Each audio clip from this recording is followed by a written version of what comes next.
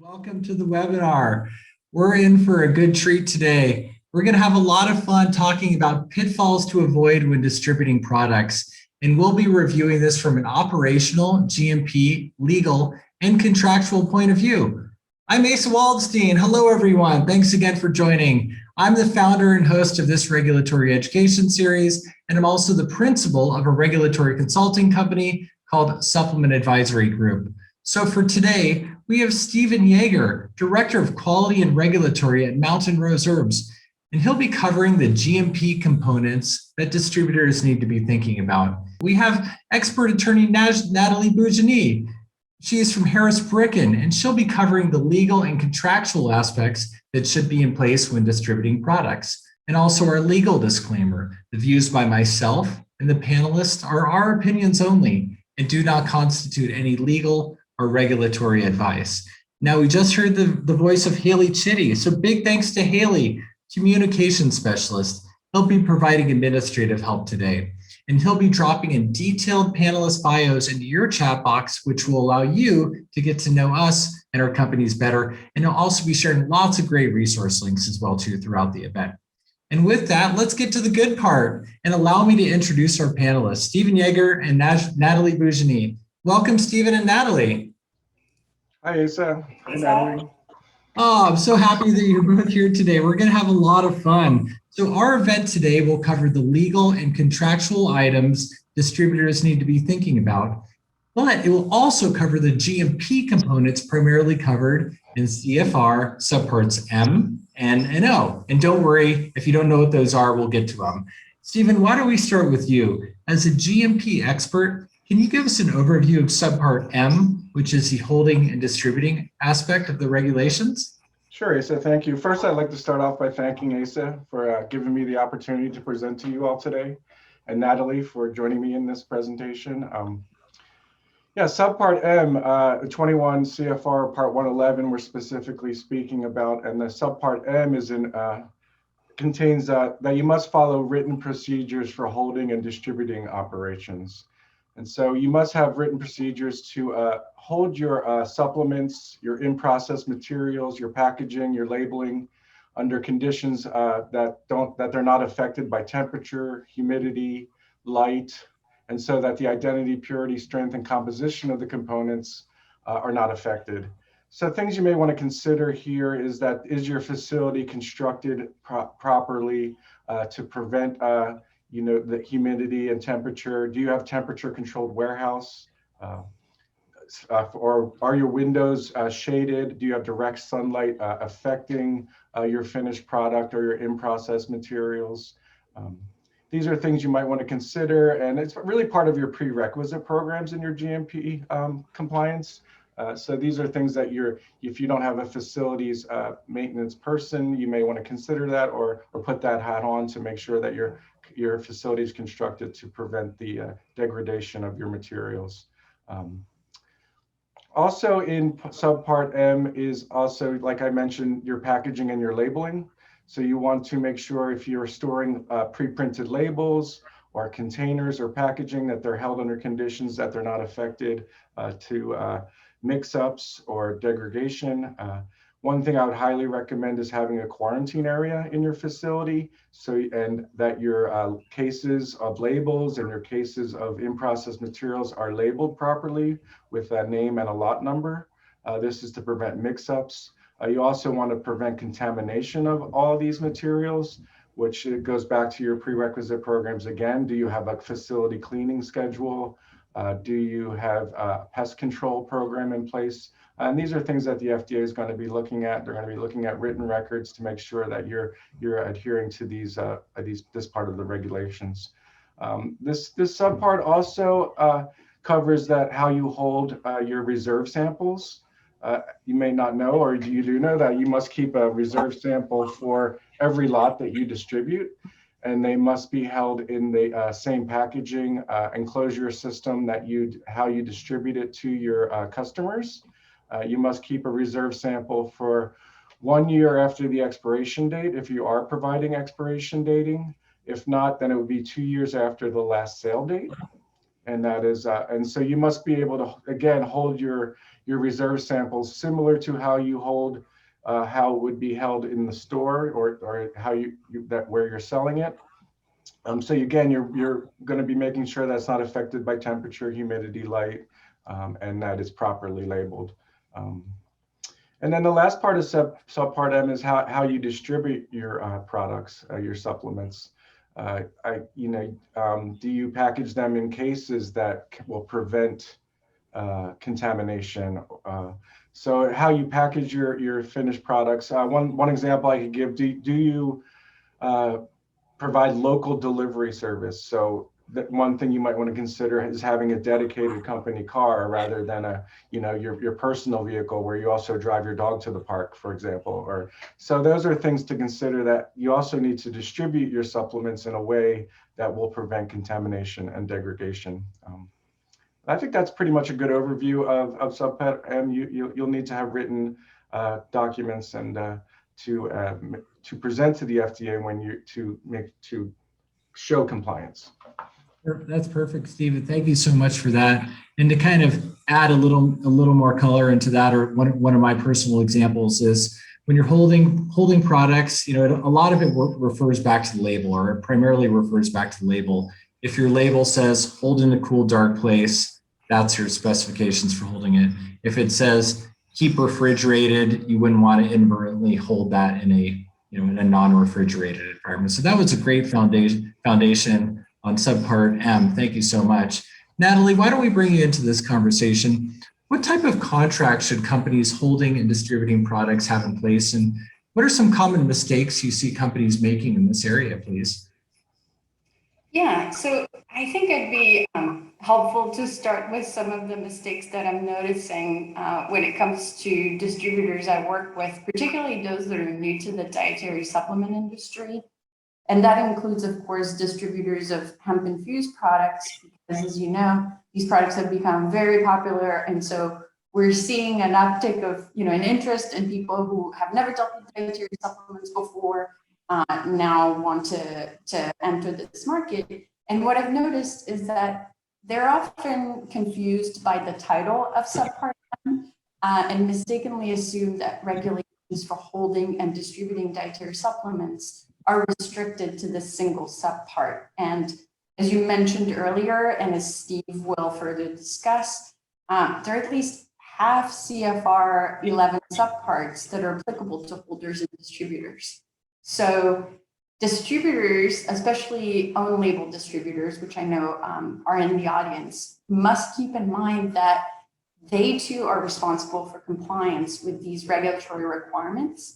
And that if they fail to be compliant, that the finished product they hold and distribute will be deemed adulterated under the FDCA. So given this, it's really critical that distributors develop and implement quality systems and programs to ensure GMP compliance.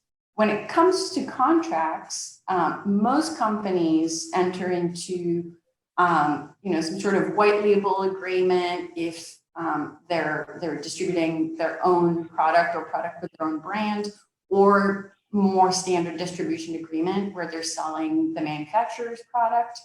But these are really important in that they set forth transactional terms, such as purchase orders and payment requirements, confidentiality provisions.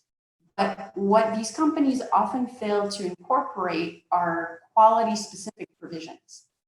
And because the dietary supplement industry is so heavily regulated, it's highly recommended to include these provisions, or even better, in my opinion, is to enter into a separate type of quality agreement, which, among other things, describes a party's respective GMP-related roles and obligations.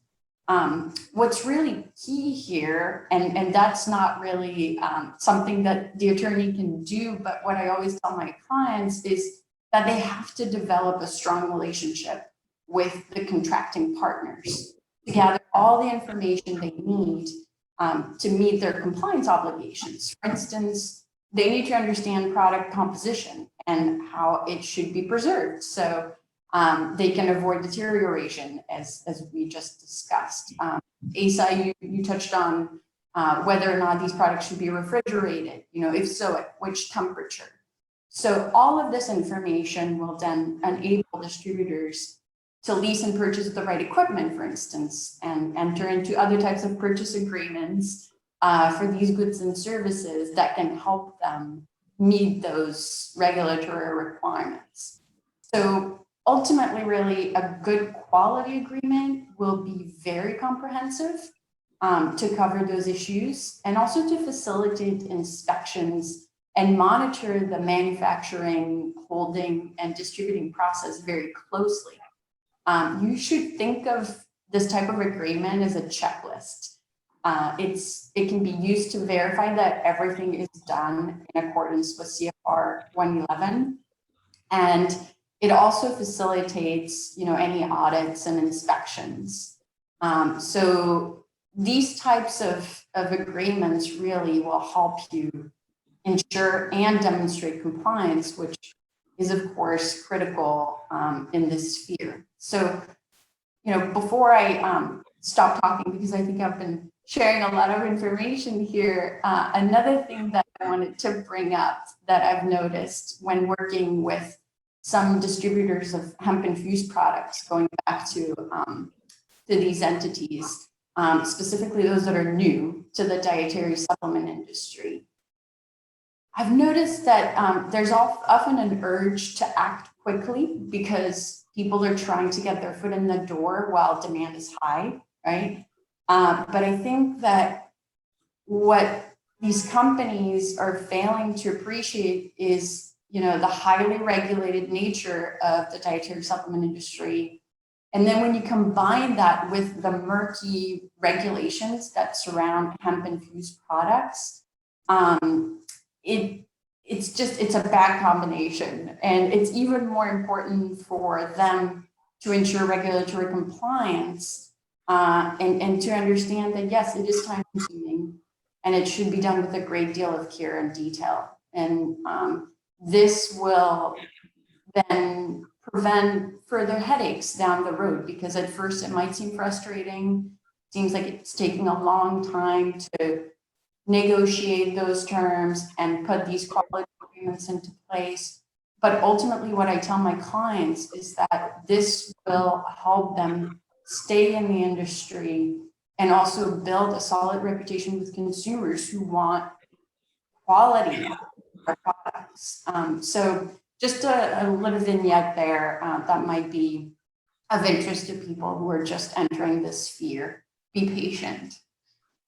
Oh, I love that. Thank you so much. And I also really love what you said about thinking about a quality agreement as a checklist, because I'm sure you have plenty of clients that come to you and say, well, what is a quality agreement? What do I need it? I think a great, simplistic answer to start off is, well, it's a checklist to establish roles and responsibilities and, and to protect you as a company. And Nathalie, do you help clients put together these individual quality agreements in your practice? I do. Usually I advise them to consult with people like you, or, because really at the end of the day, I am familiar with these provisions, but I'm not on the ground as much. And so it's really important, I think, for practitioners to have the input of compliance and consultants in the industry. So usually I put them together, but in cooperation with their compliance team. And so there's a lot, that's also what's time consuming. There's a lot of back and forth, making sure that I fully understand what they're trying to accomplish so that, the terms are clear. Sometimes, especially clients who have limited budgets, which is the case for most, especially startups, will present to me a draft that their compliance team put together. And that's also, a nice way to do it, because I already have a sense of what should be in there. So it doesn't take me too long to spot any glaring issues. And then that way we make sure that their legal fees remain reasonable. That's great. That's wonderful. Yeah, I'm often asked by wonderful attorneys to say, hey, will you try to, spend an hour, look at this quality agreement and poke some holes in it. because I come from dietary supplement manufacturing marketing, been doing it for 20 years. What am I missing type of thing. So kind of having a collaborative approach to getting that done. Thank you for that. Now, Stephen, that was a great conversation, Nathalie. Thanks so much. Now let's bring it back over to some GMPs and CFR 111 Subpart N and O. These are the product returns and product complaints sections of the regulation. Stephen, can you please give us an overview of these subparts, and can you also please talk about how your company handles these regs, please? Sure. So Subpart N specifically is the regulations for how you handle your returned dietary supplements. Generally, in my experience, if you are using a third-party manufacturer, they're not going to handle this part of the subpart. Therefore, you need to have written requirements again on how you handle any returns. The expectation is generally to destroy or dispose of any returned dietary supplements, but you can approve salvage of returned dietary supplements for redistribution if it is signed off by quality control. So therefore, you're going to be required, does it still meet your finished product specification on that returned dietary supplement? And that's something you're going to need to document, and QC will have to have a signed disposition on. One real life example would be, we have a shipment sent, and it's sent, FedEx, and it's just a straightforward return to sender. We know it never made it to the customer. We're able to track the shipment. For whatever reason, FedEx sent it directly back to our facility. One thing that helps us being able to restock that material is that we have cases, our boxes are branded, we have branded tape. We can tell if the package has been opened in many, after it's been examined by QC. So that might be an example where you could, document that you have a very high confidence level that that material was not tampered with, and the box was not even open. So you can maybe, you'd be assured that it still meets your finished product specifications. If it does appear to have been open, then it's a little bit more complicated, because then the materials, you're going to have to prove that it still meets your specifications. And if you're going to open containers and approve them for reprocessing, then again, you're going to need to have QC examine that material, possibly perform testing, and make sure it meets your specifications. And you also, when you have returns, you need to conduct some kind of investigation. Why was it returned? Will it affect other batches that you have made? We might get a return, a customer reports that it's over a spec for E. coli, and you have that similar spec, but when you tested your initial raw ingredients, it was not, or your finished product, it was not over spec for E. coli. Then an investigation should be documented. I would recommend, we generally will put our current in-process material on hold and conduct an investigation to determine if there is E. coli maybe in certain spots of the material. Sometimes it's not homogenized, so there could be E. coli in certain aspects that your sampling plan missed. But you are expected to perform some kind of investigation, and again, it might affect other batches in your facility. Like, for example, we make tea blends, so we also sell an ingredient singly. We might sell chamomile singly, and then we also use that same lot in a tea blend. So we would be expected to investigate those batches that were made with that same lot. So you must keep records of your returns, and you must document any approval or disposition to salvage or restock that product. That's great. Yeah, and I love how you kind of reiterated, document everything. Really, the adage with the FDA is, if it's not written down, it didn't happen, and it's got to be written down and signed off. And yeah, documenting is really important. And in terms of product complaints, this is really important. I know that Stephen and I have previously done a webinar on preparing for in-person FDA inspections, and now it's probably going to be in-person and virtual hybrid of that.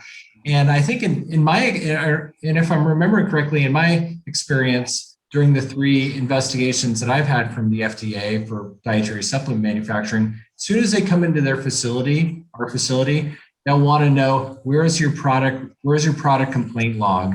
You know, are you keeping product complaints? Are you closing them out with a member of quality? Stephen, do you find that too during FDA inspections? Do they go straight to the product complaint log, or is that kind of top of mind? No, in my experience, hasn't been necessarily the first. Okay. I've had it but definitely every inspection I've been a part of, a number of them, is that it is on their checklist. They are going to review your product complaints, specifically your adverse events, and they'll usually choose a time frame. In my experience, they'll say, well, let's look at any of your product complaints or adverse events, mainly your adverse events from a certain 3-month period, perhaps, or for a particular lot or two. Yeah. And so, yeah, it's definitely something that is looked at every time in my experience. I love that. Thank you. And, you know, how do these companies know how to put a product complaint in? Well, there's something called adverse event reporting regulations, and on dietary supplement labels, this is satisfied. These regulations are satisfied by a domestic street address or a phone number. And I can't tell you the number of labels I review, and I'm sure Nathalie as well too, where there's just a website or a QR code on that. Although that's great, that does not satisfy the AER adverse event reporting labeling requirements. So domestic street address or phone number is required on the label. And I did want to also point out, I see Haley. Thanks again, Haley, for dropping in all these excellent links. I'm seeing you just dropped it in a link for APA, the American Herbal Products Association.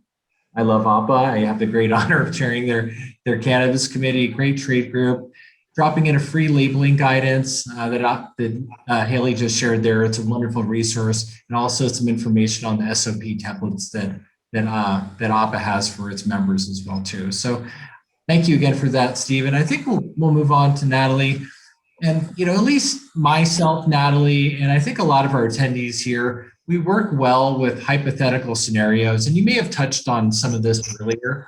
So here's a hypothetical scenario. If a person has a clean, temperature-controlled warehouse and they want to purchase a private label product for reselling, you know, it can really be confusing to know where to start. Can you walk us through the process of how you'd work with this client, and what are some common pitfalls that they should be thinking of?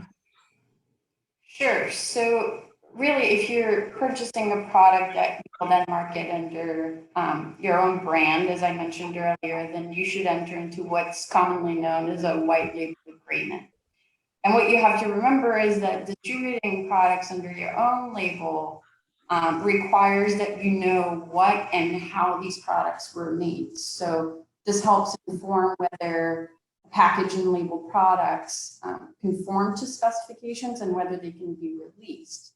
So you have to monitor and evaluate compliance, right? So you should not assume that because the manufacturers have control over production, that the safety requirements falls entirely on their shoulder.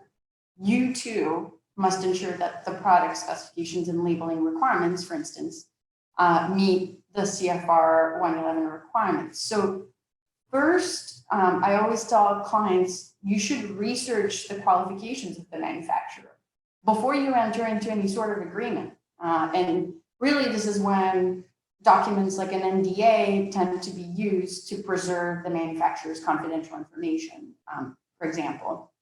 And so what you want to know is, do they have a solid, SOP in place? Can they show that they have a system to address and prevent safety issues? You should ask to review their compliance documentation, which they should make available to you throughout the term of the contract. So that, you want copies of specifications, of batch records, of lab test results to show compliance. You need to inspect the formulations and approve them before they're released. So you should really conduct frequent audits and visits to show that you're doing your due diligence and ensure continued compliance. And all of that, of course, will be incorporated into provisions in the agreement. For example, making sure that you're provided access to the facility upon, usually 24-hour notice. I think that, if you're also for people in the audience who are also infusing products with hemp, they have an added layer of compliance there, because they have to ensure that their products, not only do they have to comply with those general requirements that apply to dietary supplements, even though the FDA has yet to regulate hemp infused products, it's just that's agreed upon in the industry and in the legal world. You should follow these regulations to the extent possible. But you also have to worry about state laws and regulations, which if you follow the subject, you know that there's a patchwork of regulations out there. So that can make your job pretty difficult, and why you should consult with attorneys like myself or anybody who has been doing this for a long time and understands these nuances. But at the end of the day, at a minimum,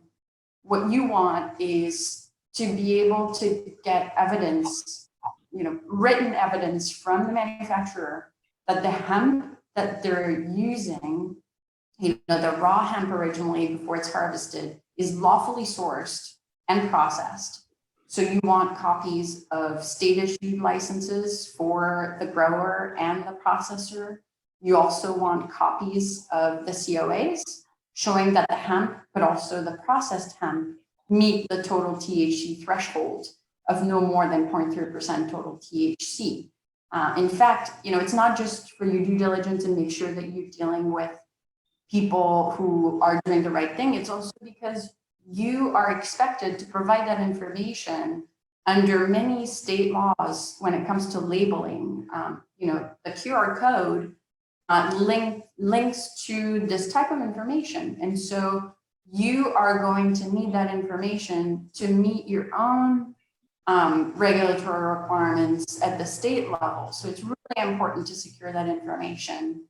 And then, not just hemp related laws, but also all applicable laws and regulations for each state where you plan on selling and distributing your products. Then I think the last piece, that's always really important to me that I remind clients of is to mandate that that the manufacturer defend and indemnifies your company in the event of a lawsuit pertaining to the manufactured product. And that includes strict liability claims. So basically what would happen is that the manufacturer would warrant in the contract that they would defend you and be responsible for the legal fees and potential judgment for all claims stemming from manufacturing issues or defects. And so to ensure that they can meet these obligations under the contract, we also want to require them to carry general liability insurance that includes strict liability insurance coverage. And you want to ensure that they have, really enough coverage to adequately cover a judgment, because they can indemnify you all day long, but if for some reason a court holds that the manufacturer is liable and they have to pay, a few $100,000 or sometimes millions of dollars to the plaintiff, and their insurance coverage is not sufficient, then the court will come to the next person, which is likely you as the distributor. So make sure that they have sufficient coverage.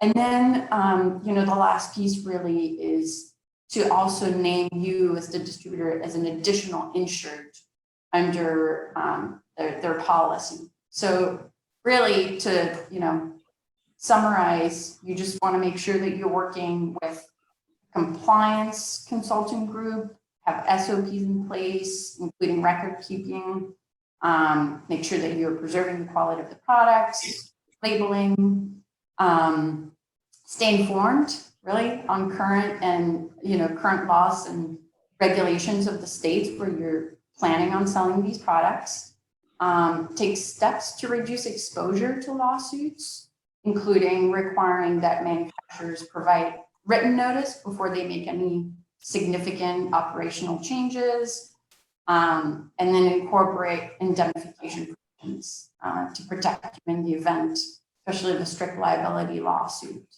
That's great. That's great.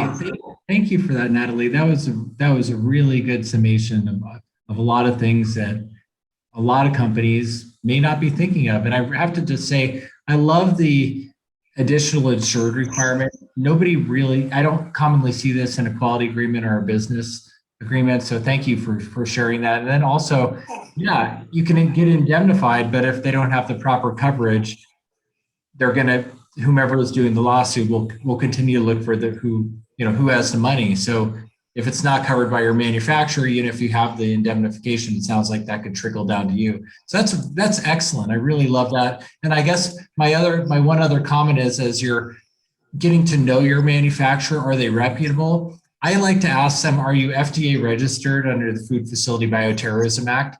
And if they have no idea what you're talking about, then run to another manufacturer. That's super basic, is FDA facility registration. So thank you again for that, Nathalie. Now, Stephen, I got a hypothetical I wanted to throw over to you. So if a company is purchasing and distributing a white label product, what should they have in place to check in and release this product into their warehouse?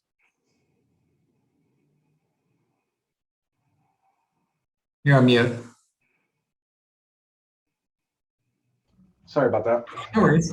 So yeah, this is my recommendation. In our experience, we do work with a third-party manufacturer for our encapsulation, and what we have in place is that we'll receive the shipment. We perform a checklist. We have a truck checklist. So if we're receiving it freight, we'll examine the truck. We'll document that the truck had met a criteria that didn't have leaking barrels, that the truck was suitable to transport food. It's a little more difficult with FedEx and UPS, but you can have agreements in place with these carriers, which would be part of a FSMA Act of the transportation food sanitary transportation law. We document that we received the shipment, the date, the time, who received it. Like I said, the integrity of the shipment. Are there any damaged cases, etc.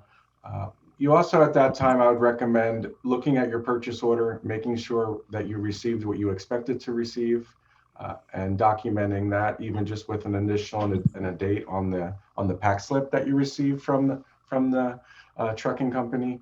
And then we generally have a sampling plan of the cases we receive. So we'll take a number of cases, we'll open them up, we'll examine to make sure the closures are intact, that they're not, the integrity of the bottles are not compromised. We'll also examine the labels, make sure that the labels are accurate and as expected, that they have a lot number and that they're compliant with what we generally will have a sample label for the QC department that's sampling to compare it to make sure the label is accurate and correct. And then we'll quarantine that material, and then once it's received as quarantine, and as it goes through that QC process, it's then signed off that it can be released and then put into our standard approved inventory for distribution. Perfect. Yeah, that's wonderful, Stephen. Thank you so much for that, and I'm glad you brought up the sample label, or that could be part of the check-in sheet where you've got a master label and approved label, and you're kind of verifying to, yes, this is exactly what we're getting into our warehouse.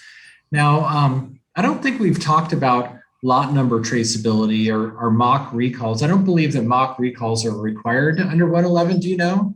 No, they're not required. It's a best practice, though. I highly recommend it. But you definitely need to know where the lot numbers your product lot numbers are going. So I've seen certain distribution warehouses where it may be as rudimentary as the product lot number is handwritten on every invoice that goes out. Now that's onerous if you have to do a recall, and I've had to do a couple. That's why I have no more hair on my head. I had to do a couple of recalls, for my 20 years. And imagine if I had to go through and manually check all those, find where each individual lot is. So having lot number traceability is really super key here. Yep, that will be the expectation of the FDA, that you're able to trace each container and where it went. Yeah. And during an inspection as well, they'll want to see all of the tracking. They might ask you for the tracking information for a number of sales. Perfect. And it's commonly overlooked, in particular in some of these smaller hemp-oriented places where the lot number traceability may not be where it needs to be. So an opportunity for improvement for those out there. So I got one for you, Nathalie.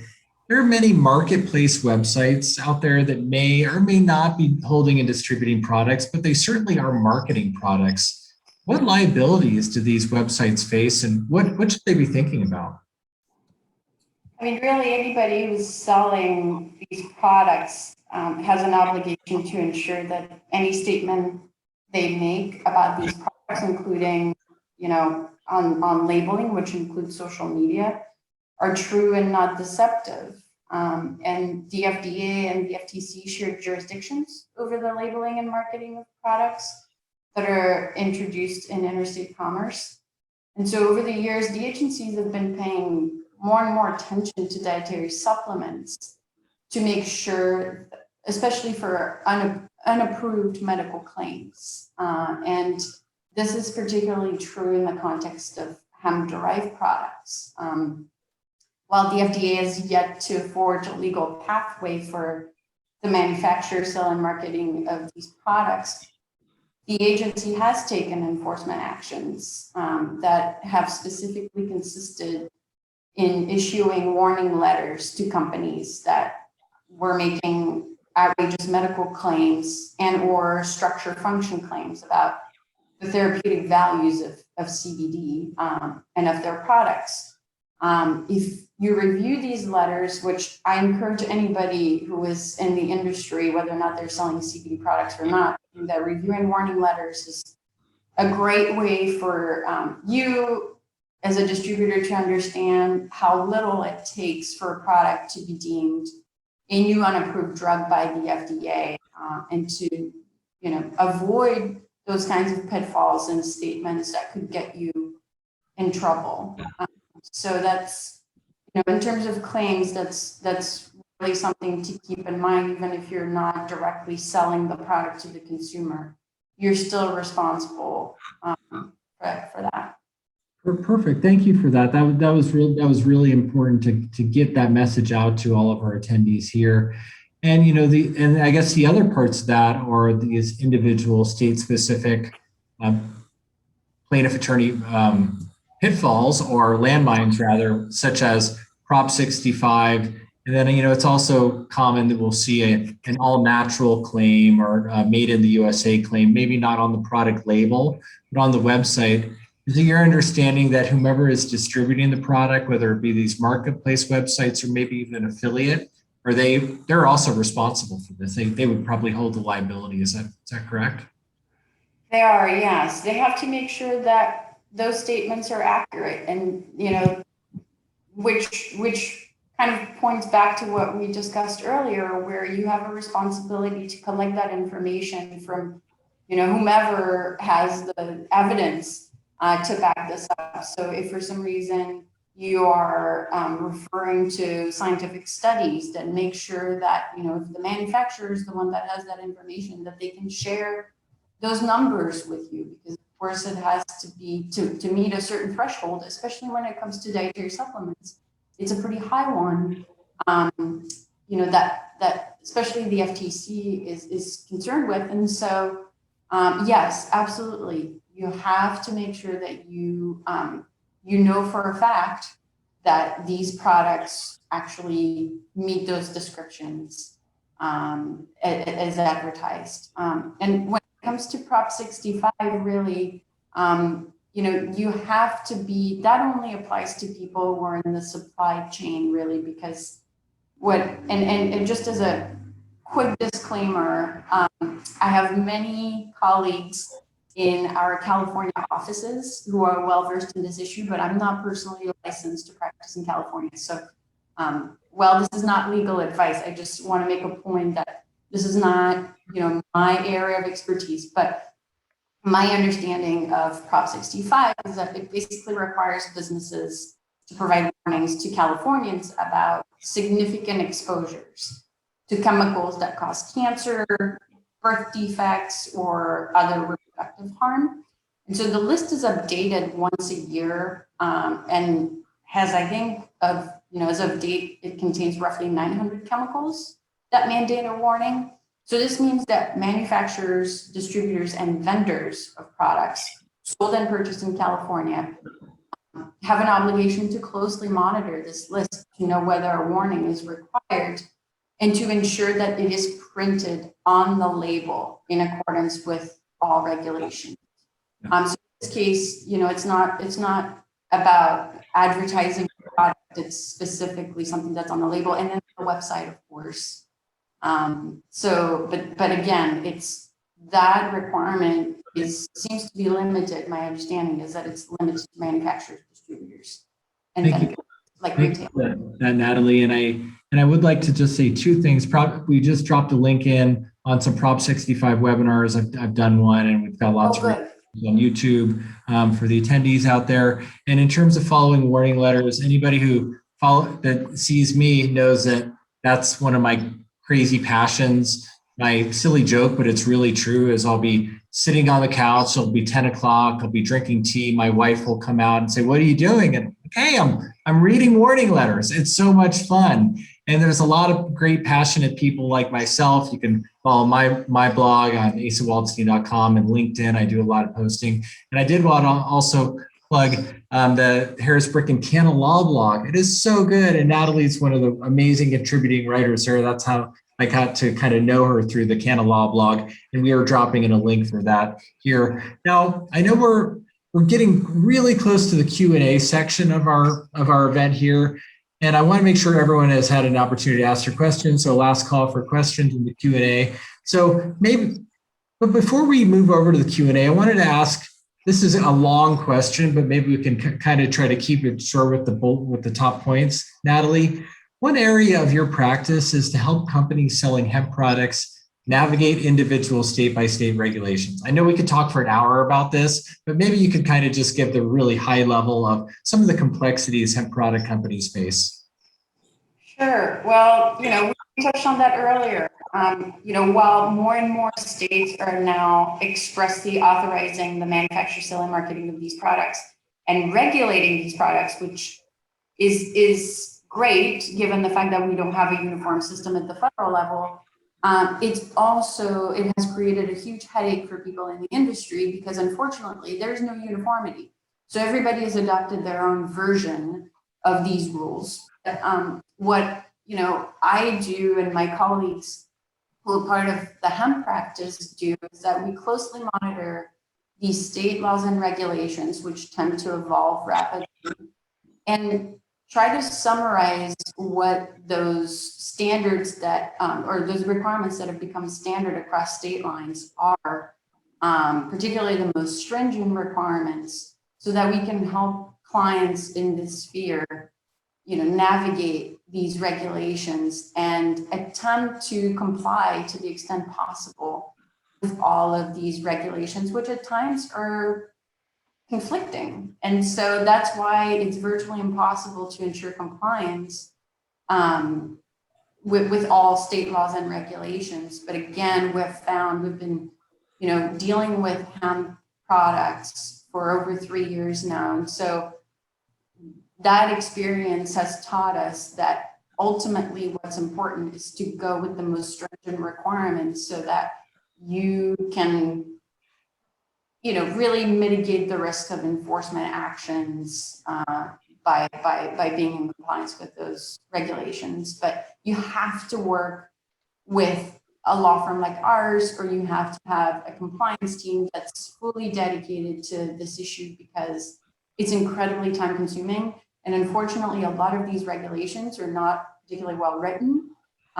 They're very confusing. And so that requires a keen eye and people who have been doing this long enough so that, they have built a relationship with regulators. Like I can pick up the phone, and I know Asa, you're the same way, where we have gotten a chance to know these state regulators, which means that we are adding value to you as a company by being able to get answers quickly, which means that, my fees are lower if I only spend 10 minutes on the phone versus, trying to email somebody multiple times over the course of a week. So I think that's where a firm like mine can really help people in this industry. I love that. So if you need help navigating the state hemp cannabinoid product regulations, call Nathalie. She'll help guide you. And she knows who to call and get the job done quickly, which is really valuable because it can be a big brain drain, and that brain drain can take the eyes off the prize or the bandwidth that's really important in any emerging business. You got to focus on sales and growing your business rather than having to deal with the hodgepodge of regs. So yeah, Harris Bricken's one of my favorite resources for this. And thank you for that. So Haley, I think it's time for the Q&A section of our event. And I've seen a lot of great questions coming in. So thank you, everyone. Haley, turning it over to you for Q&A, please. Yeah, great. A couple questions on retaining samples. Is there a difference between a reserve and retention sample, or are those two terms interchangeable?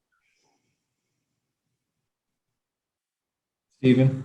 Well, I could maybe touch on that. I mean, a reserve sample is your finished product sample. So a retention sample, I'd have to look back at I think of a retention sample more as the ingredient and the reserve sample as the finished product, but maybe Asa wants, or Nathalie wants to chime in there. Yeah, I don't know if there's any official FDA-oriented terminology. I've called everything a retention sample or an in-process retention sample. I think I personally, if you just use those terms interchangeably, but I've usually primarily called them retention samples. All right. Is there a requirement for a wholesale distributor to keep or retain if the products they're distributing are not their own products? I say no in the supplement world. I'm not sure in the hemp and CBD world per state regulations, but in the supplement regulations, no. I mean, there aren't any, hemp specific regulations when it comes to that really. So I think the best practice would be to follow, if your product is a dietary supplement, then follow those standard requirements or standard, protocols. Yes, agreed. Thank you. And is there a guideline for how many finished goods samples need to be retained for each product produced? It's not specifically in the regs, I don't believe, but you would want to keep a good rule of thumb is at least 2 rounds of testing. Being able to test your product to meet your specifications 2 times. Yeah, and what I've done is I've just kept 3 finished product retention samples that more than covers it. So that covers 2 rounds of full testing, and we're having a problem with a product separating. If it's the liquid product, then you've got that extra retention sample if you need to do that. So yeah, that's a good guideline. Thank you, Stephen. There was a question on how to register with the FDA, how to register a facility. I sent a link around there to the FDA's website. I don't know if there's any more to be said there, but I'll turn it over to you for a minute. Yep, I think follow the link. It's a biannual registration, but you can do it anytime. And so yeah, thank you for sharing that link. Anything to add, Stephen or Nathalie? No, and just said the change over the past number of years is that you need to, like Asa said, it needs to be biannual. It used to be one time, lifetime, but that's changed over the past years. So it's a fairly straightforward process. It'll take you maybe about an hour or less. So yeah, and it's the long. So. And how would you handle a shipment of finished product that gets damaged in shipping and the customer lets you know some are damaged? Do they need to send the whole shipment back? Can some be salvaged? Yeah, that's muddy waters there. If you're unsure, I would recommend that you document that you told them to destroy it or return it for a refund. Yeah, I'd say that just to add on that, if it's a finished product, let's say there's a pallet of finished product and something spilled on another product, obviously the leaky products, those have to be discarded and documented. If those leaky products then, in this hypothetical, then spilled on a product and damaged that product label, I would, that's discard and document, because you got to remember, you got to document the discarding of the product. But on that pallet, if there was nothing, if there was a section of the pallet that wasn't the integrity of the product or the label wasn't damaged, I think perhaps that'll be just fine. You may also want to consider an investigation how it got damaged. Is there something in again, that going back to the distribution of your products, are you securing them in a way that they don't get damaged? So you might want to investigate that and make corrective actions if necessary. And let's see, what are best practices for defining ingredient specifications for hemp? Which CGMP provisions define those rules? And how should a company test to make sure those ingredient specifications are met before releasing, before the ingredient is released to manufacture? That's a thick one. Define your contaminants. So your contaminant's going to be, THC, obviously over not more than 0.3%. Pesticides, all of those kind of things. I think that's the basis of the question. I could add something there. I mean, from the supplement world, you'd want to perform a hazard analysis and know what specifications that risk that might be involved with those ingredients and set specifications as such. Yeah.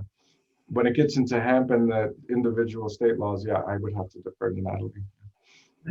Every state is slightly different. Every state has different requirements for pesticides and chemicals. So really it's a matter of, like I said, staying current and understanding where you're selling your products and which requirements have to be met.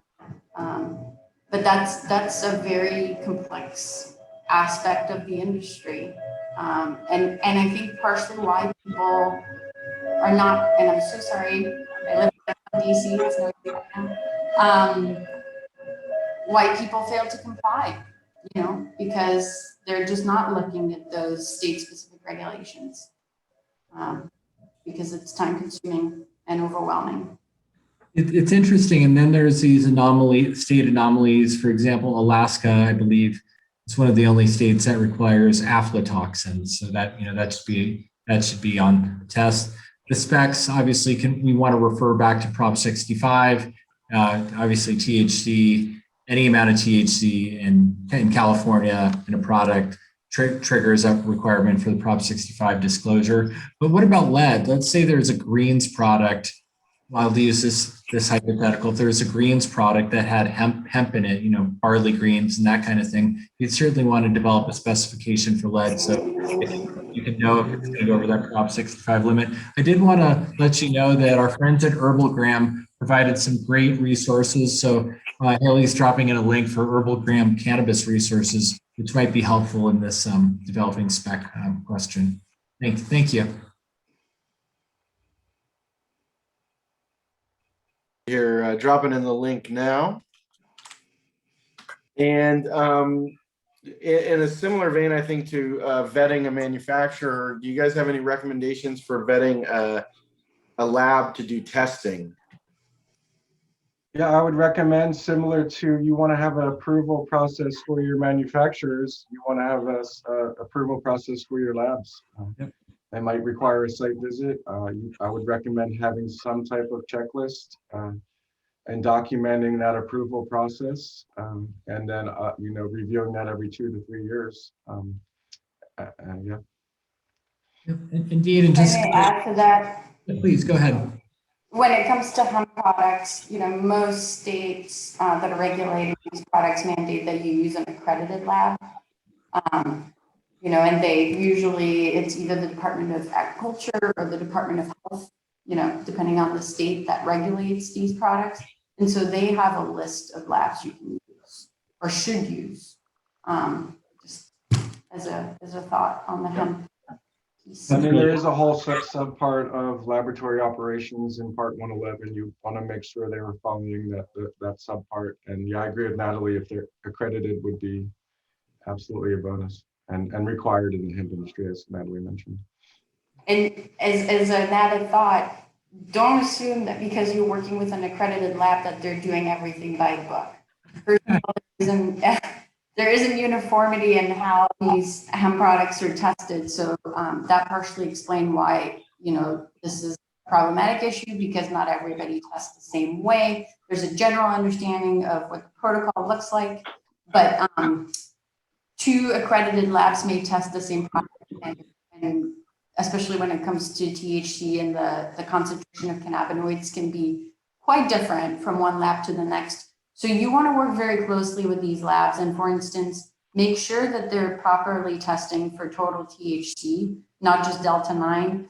I think it's probably not an issue that's happening as much anymore, but before the USDA clarified that piece, a lot of states were just not properly testing, and I had to work with a lot of clients and reviewing those COAs and calling these accrediting labs and state regulators to point out to them that really my clients, you know, weren't responsible for testing, yet the testing results were wrong. And so you are responsible for making sure that all of that is accurate, especially until there's a uniform system in place. So keep that in mind too. Certainly. Yep. Thank you for that. And this has been a really great discussion. We've got time for one final question here. So why don't I start with you, please, Nathalie, and then over to you, Stephen. Nathalie, any last bits of advice for distribution companies? And can you also please tell us the best way to learn more about what you do, please? Sure. So to learn more about what I do, you already mentioned the Canna Law blog. I also write every other week for Above the Law, which is a legal website, but everything I write pertains to hemp and cannabinoids infused products. So that's a good resource if you're interested in learning more about this.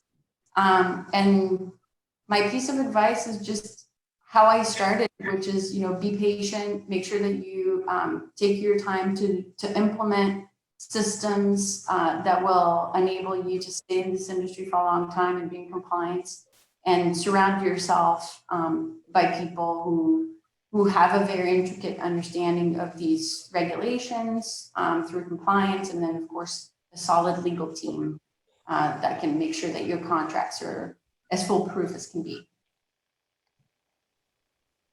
Yeah, I guess what I would add is, depending how you're marketing your product, if you're marketing it as a food or a supplement, know the regs, go through each subpart, look at what your written requirements are, make sure you're documenting what you need to document. Like Asa said earlier, if it wasn't written down, it didn't happen. And when you find yourself in an inspection, that's what the FDA is going to be focusing on what your written requirements are. So I think that's a good place to start. That's my recommendation. Perfect. Thanks so much. So as a reminder, head over to asawaldstein.com. That's my name, asawaldstein.com, to check out my regulatory blog, helpful hints videos, past webinar links, and to learn more about my consulting services at Supplement Advisory Group. Thank you so much for all the wonderful attendees. Thank you so much for being here today. Huge thanks to you, Haley, for your administrative support. And really, Nathalie and Stephen, thank you again for being here and sharing your expertise. This has been a really fun conversation. Now, at this point, this does conclude our webinar.